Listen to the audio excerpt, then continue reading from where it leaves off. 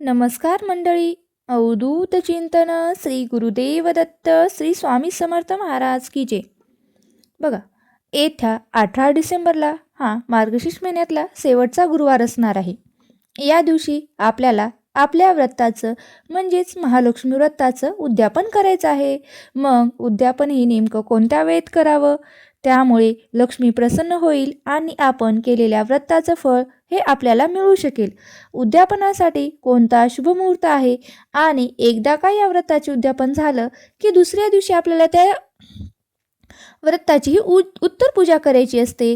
मग ती उत्तर पूजा कशी करायची किंवा उत्तर पूजा केल्यानंतर त्यानंतर आपलं जे कळसावरील नारळ आहे त्याचं काय करायचं, त्याचबरोबर पूजामध्ये वापरलेले सर्व साहित्य, पैसे, तांदूळ, विड्यावरचं साहित्य या सर्वांचं काय करायचं, तर हे मी तुम्हाला आजच्या व्हिडिओमध्ये सांगणार आहे.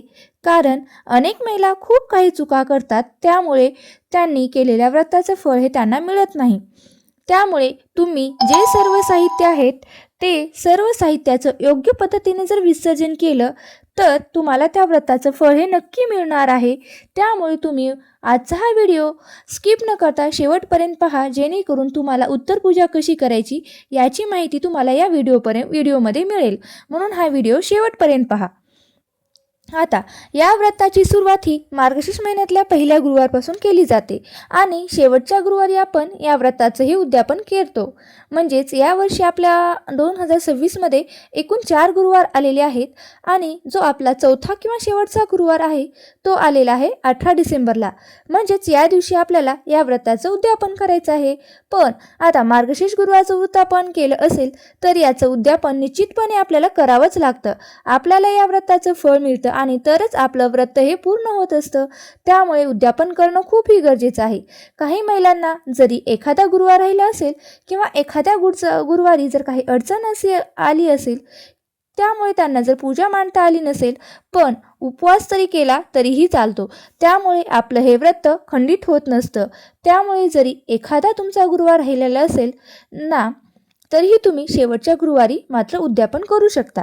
आता एक गुरुवार राहिला म्हणून एखादा गुरुवार जास्त करायचं असं काही नसतं. कारण मार्गशीर्ष महिन्यात जेवढे गुरुवार असतात तेच आपल्याला मार्गशीर्ष महिन्यातले महालक्ष्मीचे व्रत म्हणजेच गुरुवारचे व्रत हे करायचं असतं. त्यामुळे तुम्ही एखादा गुरुवार जास्त करायची काहीच गरज नाही. त्यामुळे आपलं व्रत तरीसुद्धा पूर्ण होईल. आता उद्यापनासाठी आपण 5, 7, 9, 11 अशा काही ज्या सुवासिनी किंवा कुमारिका आहेत त्यांना आपण बोलवत असतो.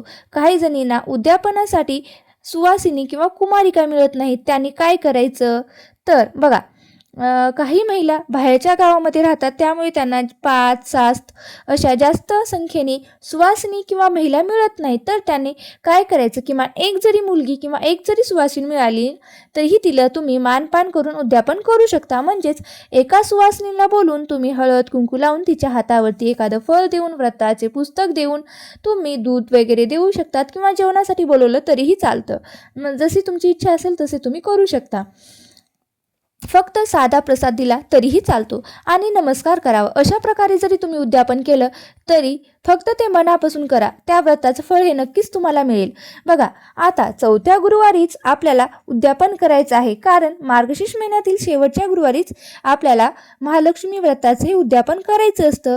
आता या व्रतकथेच्या जी आपली व्रतकथेची पुस्तकं असतात त्याच्यामध्ये नियमामध्ये दिलेलं आहे की त्यामुळे शक्य झालं तर चौथ्या गुरुवारीच आपल्याला उद्यापन करायचं आहे. आणि चौथ्या गुरुवारी जर तुम्हाला काही अडचण आली असेल किंवा घरातील किंवा शेजारी महिला असतील तर त्यांच्याकडून तुम्ही त्यांना पूजा मांडायला सांगा, आरती करायला सांगा आणि आलेल्या सुवासिनीला हळद कुंकू, एक एक फळ, व्रत कथेचे पुस्तक त्यांना द्यायला सांगा. उपवास मात्र तुम्ही स्वतः करा. अशा पद्धतीने तुम्ही उद्यापन करू शकता. शेवटी काही तर भावना महत्त्वाची आहे. बघा, व्रतकथेच्या पुस्तकाप्रमाणे म्हणजे जी आपण व्रतकथा वाचत असतो महालक्ष्मीची, त्या पुस्तकामध्ये सांगितलेलं आहे की त्या पुस्तकात सांगितल्याप्रमाणेच तुम्ही व्रताचं हे उद्यापन करायचं आहे. तर आता नेमकं उद्यापन कोणत्या वेळेत करायचं, तुम्ही जर पूजा सकाळी मांडली असेल तर किंवा संध्याकाळी किंवा सायंकाळच्या म्हणजे सांज वेळीला जर मांडणार असेल तर आपल्याला हे उद्यापन सायंकाळी करायचं आहे. आपल्याकडे सायंकाळची वेळ म्हणजे सांज वेळ ही खूप महत्त्वाची असते. सुमारे 5 ते 7:30 या वेळामध्ये तुम्ही उद्यापन करू शकता, कारण काळ हा प्रदोष काळसुद्धा म्हणून ओळखला जातो. आता सायंकाळची वेळ ही लक्ष्मी येण्याची वेळ असते आणि आपण उद्यापनासाठी ज्या स्त्रिया बोलवतो त्या साक्षात आपल्या घरी लक्ष्मीचं रूप घेऊनच येणार असतात. साक्षात आपल्या घरात लक्ष्मीचं आगमन होणार आहे, म्हणून स्त्रियांनी या लक्ष्मी व्रताचं उद्यापन शक्यतो सायंकाळी करावे आणि त्यांचा मानपान करावा. त्यामुळे काय होतं तर लक्ष्मी आपल्यावरती प्रसन्न होते आणि त्यावेळेचं वातावरणसुद्धा खूप छान पवित्र असतं. त्यामुळे तुम्ही सकाळी गडबडीत किंवा उन्हात किंवा म्हणजे दुपारच्या वेळी तुम्ही उद्यापन शक्यतो करू नका. शक्यतो तुम्हाला झालं तर सायंकाळच्या वेळी म्हणजे प्रदोष काळामध्ये अगदी प्रसन्न मनाने आणि आपल्या इच्छेनुसार या व्रताचे तुम्ही उद्यापन करू शकता. त्यावेळी आपल्याला घरातील वातावरण प्रसन्न ठेवायचे आहे. आपलं घर स्वच्छ असणे गरजेचं आहे. घरातील सर्व दरवाजे खिडक्या उघड्या ठेवायच्या आहेत. घरामध्ये भरपूर प्रकाश असू द्यायचा आहे, कारण माता लक्ष्मीचे आगमन आपल्या घरात होणार असते आणि ज्या घरात शांतता आणि विचारामध्ये एकी असते त्या घरामध्ये माता लक्ष्मीचा निवास असतो. त्यामुळे लक्ष्मी येण्याच्या वेळेला किंवा लक्ष्मीला प्रिय असणाऱ्या जर गोष्टी आपण केल्या तर माता लक्ष्मी आपल्या घरामध्ये कायम टिकून राहते. अशा प्रकारे आपल्याला या व्रताचे उद्यापन करायचे आहे. आता पूजा आपल्याला दुसऱ्या दिवशी म्हणजेच जी आपली उत्तर पूजा आहे ती कशी उचलायची आहे तर सकाळी उचलायची आहे. मग दुसऱ्या दिवशी काय करायचं आहे आपल्याला म्हणजे शुक्रवारी सकाळी लवकर उठून अंघोळ करून घ्यायची आहे. देवीपाशी जाऊन दिवा वगैरे लावायचा आहे. देवीची पूजा म्हणजे देवीची उत्तर पूजा करायची आहे. मग उत्तर पूजा कशी करायची आहे. प्रथम सर्व पूजेवरती हळदी कुंकू अक्षता अर्पण करायचे आहेत. नंतर देवीची आरती करायची आहे आणि आपल्या हातून जर कळत नकळतपणे काही जर चूक झाली असेल तर देवीकडे त्यासाठी आपल्याला काय करायचं आहे तर क्षमा प्रार्थना स्तोत्र म्हणायचं आहे. हे देवी तुझे वास्तव असेच माझ्या घरात राहू दे आणि तुमची कृपादृष्टी अशीच माझ्या घरावर सदैव असू दे, अशी मनोभावे देवीला प्रार्थना करायची आहे. किंवा तुम्ही क्षमा प्रार्थना स्तोत्रसुद्धा म्हणू शकता. यानंतर काय करायचे आहे आगमन पुनरागमन असे 3 वेळा म्हणून घटावरती नारळ प्रथम उचलून म्हणजे तुमचं जे कळशावर नारळ ठेवलेलं आहे ते प्रथम उचलून घ्यायचं आहे आणि नंतर नारळ तुम्ही वाहत्या पाण्यामध्ये विसर्जित करू शकता किंवा ते तुम्ही नारळ फोडून प्रसाद म्हणून सुद्धा घरच्या घरी खाऊ शकता. जशी तुमच्याकडे पद्धत असेल त्याप्रमाणे तुम्ही खाऊ शकता.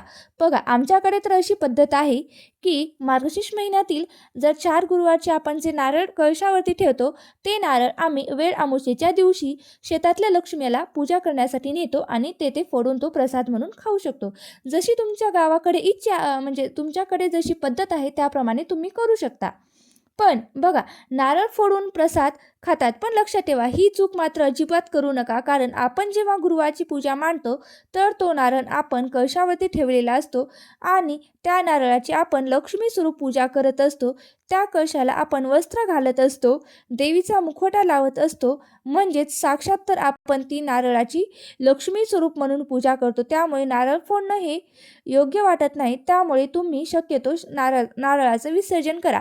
पण तुमच्याकडे जशी पद्धत आहे तसं तुम्ही करू शकता किंवा तुम्ही त्याचं वृक्षारोपण सुद्धा करू शकता. मात्र आपण तो लक्ष्मी स्वरूप मानून पूजत असल्याने आपल्याला तो नारळ फोडायचा नाही.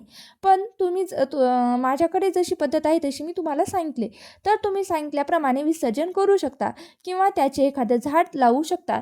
तसेच कळशातील पाणी हे देखील आपल्याला तुळशीला सोडून इतर झाडांना घालायचं आहे, म्हणजे तुळशीला कळशातील पाणी घालायचं नाही. तसेच थोडी पाणी तुम्ही घरामध्ये देखील शिंपडू शकता. त्यानंतर काय करायचं आहे, त्यानंतर पूजेमध्ये वापरलेले तांदूळ काय करायचे आहेत तर आता आपण पहिल्या गुरुवारपासून ते शेवटच्या गुरुवारपर्यंत प्रत्येक गुरुवारी तेच तांदूळ वापरतो. त्यामुळे बऱ्याचपैकी जर खराब झाले असतील किंवा घरामध्ये वापरण्यासाठी योग्य नसतील तर तुम्ही ते तांदूळ पक्ष्यांना घालू शकतात किंवा एका झाडाच्या बुडापाशी नेऊन ठेवू शकतात, जेणेकरून त्यावरती कुणाचा पाय पडणार नाही. जर चांगले असतील तर त्याची तुम्ही गोड खीर बनवून खाऊ शकतात. बघा, त्याचबरोबर आपण कळशामध्ये एक सुपारी टाकतो आणि विड्यावरती आपण जे काही साहित्य ठेवतो ते सुद्धा तुम्ही विसर्जन करायचं आहे. किंवा तुम्ही पानं, फुलं, विड्यावरचं साहित्य हे जे सर्व आपण झाडाच्या बुडाशी ठेवू शकतात, जेणेकरून ते पूजेच्या साहित्यावरती इतरांचा किंवा आपलाही पाय पडणार नाही. त्यानंतर आपण पूजेमध्ये वापरलेले पैसे म्हणजेच आपण कलशामध्ये ₹1 नाणं टाकतो आणि विड्यावरती पण तुम्ही ठेवलेलं असतं, तर ते पैसे आपण तिजोरीमध्ये ठेवायचे आहेत आणि नंतर दुसऱ्या पूजेसाठी तुम्ही ते वापरू शकतात किंवा यूज करू शकतात. बघा, आता त्याचबरोबर मार्गशीर्ष महिन्यातल्या गुरुवारी आपण जी देवीची ओटी भरतो, म्हणजे आपण जी गुरुवारची पूजा मांडत असतो त्या दिवशी आपण देवीची ओटी भरलेली असते. किंवा काही जणींनी जर भरलेली नसेल किंवा जर तुमचे इच्छेनुसार तुम्ही खण नारळाची किंवा साडी चोळीची जरी ओटीही भरू शकतात. त्या ओटीवरती आपण आपल्या इच्छेनुसार साहित्य ठेवायचे आहेत. फक्त तांदूळ आणि नारळ ठेवला तरीही चालतं. मग तुम्ही तांदूळ, नारळ किंवा शृंगाराच्या वस्तूही ठेवू शकता. त्यामध्ये वेणी, बांगड्या, पानाचा विडा किंवा तांबूल या गोष्टीसुद्धा तुम्ही ओटी भरू शकतात. तर तुम्ही भरली नसेल तर शेवटच्या गुरुवारी नक्की ओटी भरा आणि भरलेली असेल तर ओटीचं साहित्य काय करायचं असाही प्रश्न बऱ्याच जणांना पडत असतो. तर जे ओटीचं साहित्य असतं चांगलंच वापरा, जेणेकरून आपण जे वापरू शकतो नंतर. किंवा जर तुम्हाला वापरायचं नसेल तर तुम्ही गरजू व्यक्तींना दान करू शकता. जर घरातील सौभाग्यवती स्त्रीने वापरलं तरीही चालतं. बाकी तुम्ही देवीचं वस्त्र, देवीचा मुखवटा, देवीने घातलेले दागिने तुम्ही पुढच्या वर्षी तेचही वापरू शकता, कारण ते बदलण्याची गरज नाही. आता पूजेमध्ये आपण जे काही फळं ठेवली असतील तर ती आपण घरच्यांनी प्रसाद म्हणून खाऊ शकता. अशा पद्धतीने तुम्ही पूजेत वापरलेल्या साहित्याचं योग्य प्रकारे विसर्जन केलं तर आपल्याला या व्रताचं फळ हे नक्कीच मिळू शकतं. आणि तुम्ही अशा पद्धतीने योग्य वेळेवरतीच या व्रताचं उद्यापन करा आणि पूजेच्या साहित्याचे योग्यपणे विसर्जन करा. बघा, अशा प्रकारे तुम्हाला गुरुवारच्या व्रताचे उद्यापन विसर्जन करायचं आहे आणि उत्तर पूजा करायची आहे. बघा, तर कसा वाटला आजचा व्हिडिओ? तुम्हाला जर माझा व्हिडिओ आवडला असेल तर नक्की मला कमेंट बॉक्समध्ये सांगा. आणि व्हिडिओ जर आवडला असेल तर एक लाईक करा आणि जास्तीत जास्त लोकांपर्यंत शेअर करा. आणि हा व्हिडिओ असाच जर माहितीपूर्ण व्हिडिओ पाहण्यासाठी आजच माझ्या चॅनलला सबस्क्राईब करा. आणि व्हिडिओ शेवटपर्यंत पाहिल्याबद्दल अगदी मनापासून तुमची खूप खूप आभारी आहे. धन्यवाद. श्री स्वामी समर्थ. जय जय स्वामी समर्थ.